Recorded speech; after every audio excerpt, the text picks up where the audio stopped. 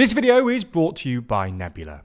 This month, Serbia, traditionally one of Russia's closest allies in Europe, ended some of its defence contracts with Russia and announced that it will seek to completely remove Russian ownership of Serbia's state-owned fuel company, dismantling one of the key pillars of the Kremlin's influence in Serbia.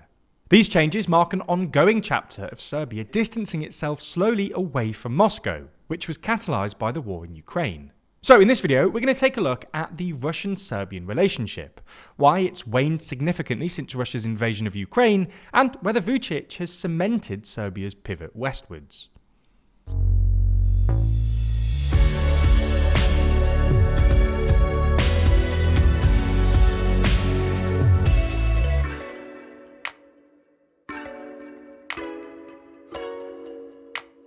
Explore which world leaders are winning and which are losing every week with our new podcast, The World Leader Leaderboard. Find it over on the TLDR Podcast YouTube channel or in your favourite podcast app. Firstly, to better understand Serbia's current relationship with Russia, we need to examine Serbia's foreign policy during the post-Milosevic era, as well as Vučić's own political history. After two wars, a NATO bombing campaign and the overthrow of Milosevic, a new pro-European agenda emerged in Serbia. This shift was led by the dominant Democrat Party, and EU accession became a hot topic in Serbian politics. Vučić's predecessor, President Boris Tadić, announced in 2009 that Serbia's foreign policy would be based on maintaining good relations with four key entities: the EU, the US, China, and Russia. At the same time, the consolidation of Vladimir Putin's regime and the strengthening of the Russian economy meant that Moscow became more determined to regain its influence in Serbia and the Western Balkans, which essentially fell apart following the collapse of the USSR. This was essentially for two key reasons. First, to counter Western interest in the region, which Moscow has done by stoking separatist or nationalist sentiment among ethnic Serbian populations in Bosnia and Herzegovina, Montenegro, and Kosovo. For instance, in 2008, when Pristina declared independence and was recognised by most of the Western community, Russia supported Serbia's position and refused to recognise Kosovo's secession. Second, Serbia is key to Russia's energy supply routes in Europe, via the Turk Stream pipeline. In the same year as Russia refused to recognise Kosovo, Russia secured dominance over Serbia's fuel and gas sector, acquiring over 50% of the Serbian fuel company NIS. A few years later, in 2012, Aleksandar Vučić's newly formed pro-European Serbian Progressive Party, or SNS, a splinter group from his former ultranationalist Serbian Radical Party, came to power, whilst Vučić himself became PM in 2014 and then president in 2017. Unlike many other Eastern European populist parties, the SNS is formally pro-European Union.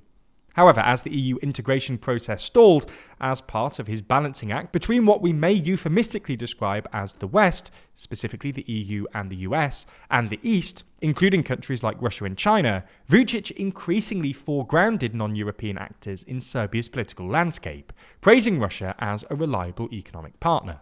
However, outside of the energy sector, where Serbia heavily relies on Russia for its fuel supply, receiving 98.81% of its gas from the country, Russia's role in the Serbian economy has actually been pretty insignificant, and Serbia has been moving out of Russia's trade orbit for years. In 2021, Serbia did more than 10 times as much trade with the EU as with Russia. And as an EU candidate country, Serbia has benefited from substantial EU funding, receiving hundreds of millions of euros annually, which totals nearly 4 billion euros over the past 18 years. Yet, interestingly though, approximately 47% of Serbs believe that Russia is the largest source of development aid to Serbia, when the reality is that 89% of this funding actually comes from the US and the EU. This is largely because Vučić's government has been key in cultivating and exploiting pro-Russian sentiment in Serbia. For context, the two countries share a Slavic and Orthodox heritage, a common use of the Cyrillic alphabet, and often refer to one another as brothers in political commentary. Mainly by disseminating pro-Kremlin narratives through state-aligned media, the populist SNS government does this to appeal to nationalist parts of the electorate, leveraging Russian influence to address issues like Kosovo, as well as to position Serbia as a unique player capable of balancing relations with both Russia and the West. However, since Russia's invasion of Ukraine, the cracks in this seemingly strong brotherly relationship have started to slow, as the material ties between these two Slavic brothers-in-arms have deteriorated. First, Serbia's support for Russia has significantly waned as the war's dragged on. At the start of Russia's war in Ukraine, Vučić continually stated that it would not be in Serbia's interest to join in with EU sanctions on Russia. In justifying his decision, Vučić alluded to historical grievances when Serbia was under Western sanctions. But at least as important was the fact that Serbia was still heavily dependent on Russian gas.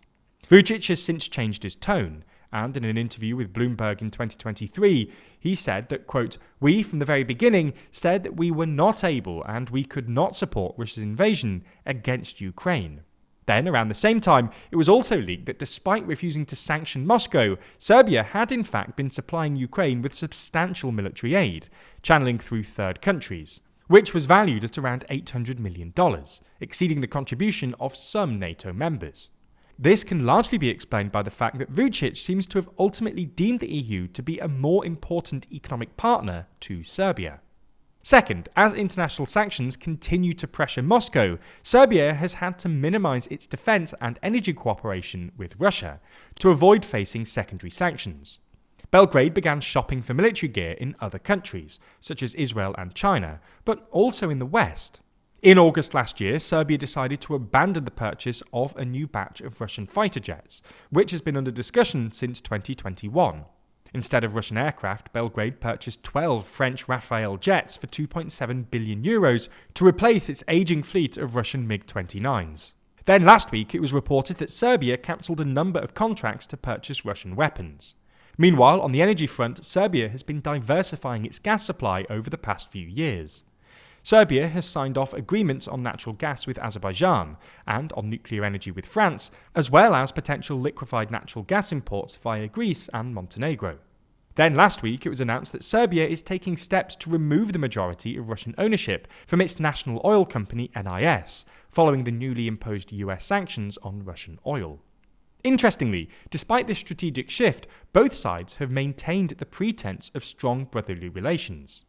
President Vučić has been careful not to frame Serbia's takeover of NIS as an anti-Russian move, while Foreign Minister Sergei Lavrov noted that Moscow remains in contact with its Serbian friends regarding the future of NIS. Russian officials have kept quiet and swept much matters under the rug before, namely when it was revealed that Serbia was discreetly sending Ukraine arms. Still, Russia's waning influence in Serbia marks another geostrategic defeat for Putin, especially as the Kremlin continues to lose its influence in regions such as the South Caucasus and Central Asia. Like a lot of things, this whole situation is very much in a state of flux. With us entering a new year and Trump re-entering the White House, well, the world has felt more stable, hasn't it? Every day we're faced with weird headlines, from Trump's attempts to take over Canada and Elon's wild ride in Europe, or even Trump trying to swap New Jersey for a shiny Charizard on the playground.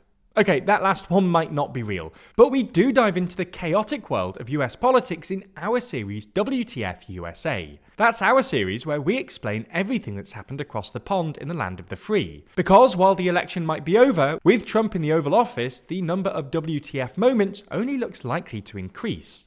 Unlike some of our other more serious videos, the tone of WTF USA is more light-hearted, and takes something of an irreverent look at what's going on.